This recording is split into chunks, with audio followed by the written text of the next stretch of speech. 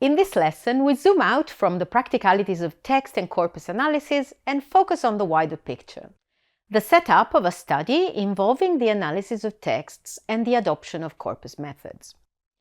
In particular, we concentrate on one crucial aspect in the design of a study, namely the development of a research hypothesis.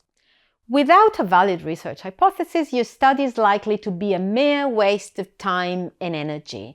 A lot of time and energy, as you know, is required by corpus work. There are several ways of approaching a research topic, depending on the current knowledge on the topic or your own stage in the research path. Here, we will consider 3 different scenarios which in turn lend themselves better to 3 different types of approaches. To make the comparison clearer, we will refer to the same topic, namely the use of conjunctions in academic writing by different groups of English speakers. If knowledge is limited in general, or you're new to the topic and need to find out more as a preliminary step, you may choose an exploratory approach.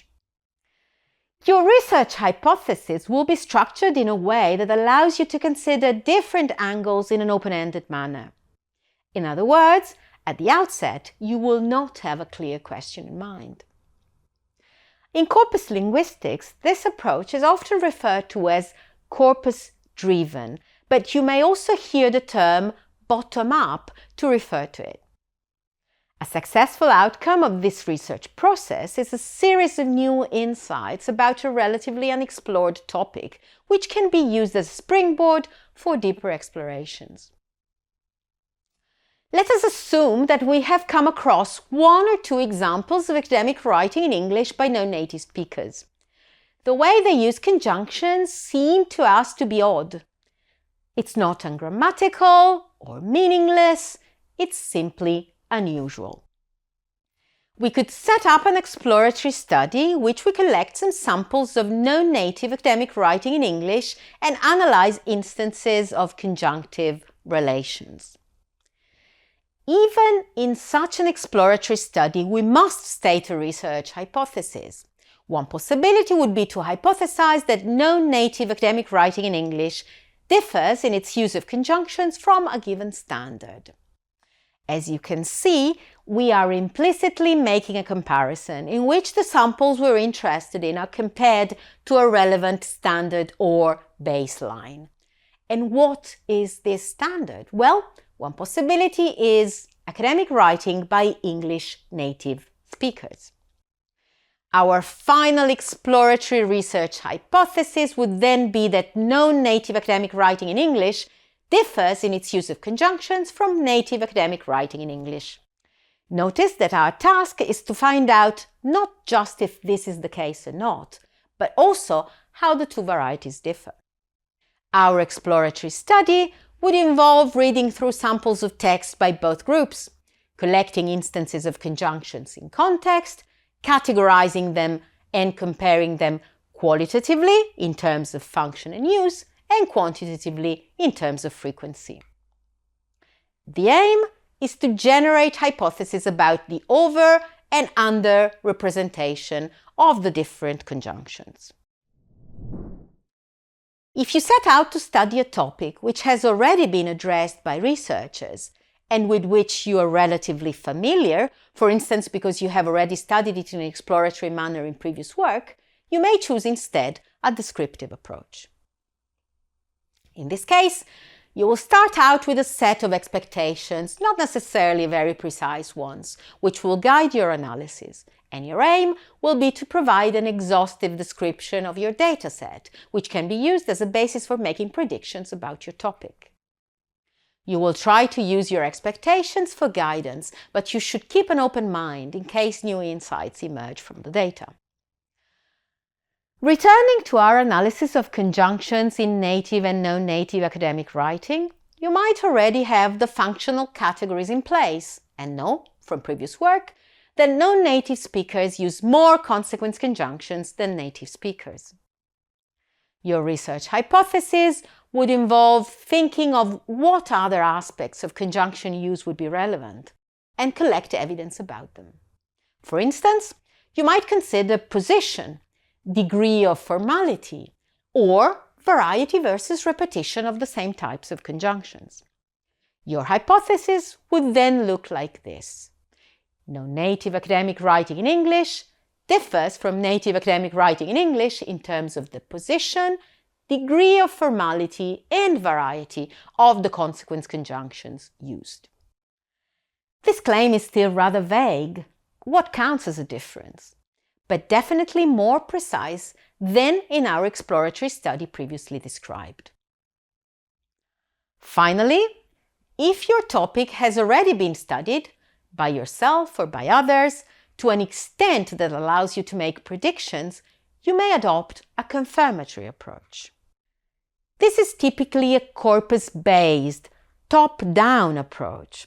You have a clear question in mind, derived from a research hypothesis that you developed based on an exhaustive description of a dataset. This is a more quantitatively oriented approach than the previous ones. To answer your question, you usually count occurrences of different kinds of phenomena, often requiring a lot of preliminary qualitative analysis, and then compare these numbers in some standardized way and evaluate the significance of any observed differences using inferential statistics.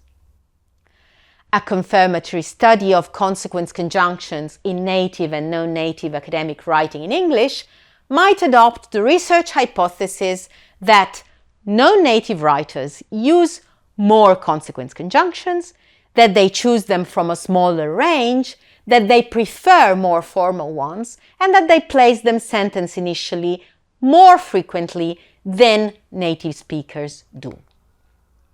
This hypothesis should be split into 4 different research questions, each confirming or disconfirming one of the aspects which, together, account, we think, for the difference we first intuitively observed, then empirically explored and described. Although you would like your hypothesis to be confirmed, methodologically you should actively look for reasons why the data do not support it. If you can reject all these reasons, then your hypothesis is confirmed. This is a very important step, meant to contrast the so-called confirmation bias. We all prefer our hypothesis to be confirmed rather than disconfirmed, which may lead us to misinterpret or misrepresent the data. You need to be very alert against the confirmation bias in research, just like in everyday life.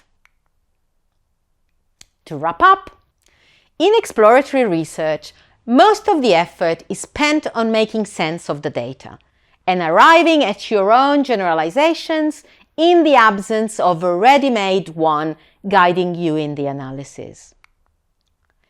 In descriptive research, your focus will be on the painstaking categorization of multiple cases, following the available literature, and on the revision of these categorizations as needed.